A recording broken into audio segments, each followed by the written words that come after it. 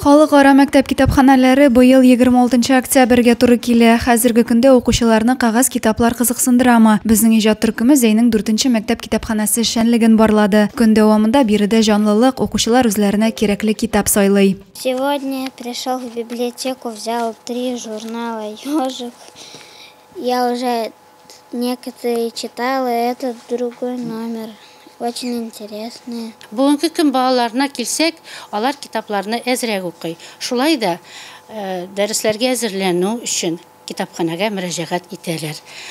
Бүгенге көн балалары фантастика, маҗаралы китапларны яратып укыйлар. Китапханәче Розалия Мәрдәнова сүзләренчә, китапханә фондында 35 меңнән артык китап саклана. Интернет челтәре замана технологияләре алга киткән чор булуына карамастан, кагаз китап укучылар саны бар ди ул. Мәктәп китапханәсендә барлыгы 710 укучы исәпләнә. Дети у нас приходят, несмотря на то, что компьютерный век, они приходят, спрашивают учебники, книжки, художественную литературу очень много спрашивают, не только по учебной программе, а и так дополнительно. Берут не только, но берут и общие познавательную литературу. Мәктәп китапханәсе белән танышу 1-нче сыйныфтан башлана. Рәсемнәре матур төсле булган китап журналлардан башлыйсың. Үсә барган саен дәрескә кирәкле төрле энциклопедия, белешмәлекләр яздырырга китапханәгә мөрәҗәгать итәсең. Мәктәпнең 9-нчы А сыйныфы кызлары да имтихан тапшыру елы булганлыктан китапханәгә еш киләбез диләр.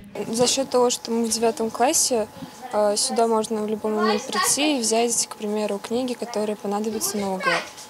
То есть тут множество писателей, просто берешь и читаешь. Первый раз мы оказались в начальной школе. Мы сюда приходили за журналами, особенно на классном часу нас отправляли. Тут много очень интересных журналов было. Китапхана үз киштәләренә тезеп куелган меңләгән китабы белән түгел, ә шулардан файдаланучы укучылары, аларның күплеге һәм активлыгы белән матур. Адилә Борханова, Денис Ипатов, Зәй хәбәрләре.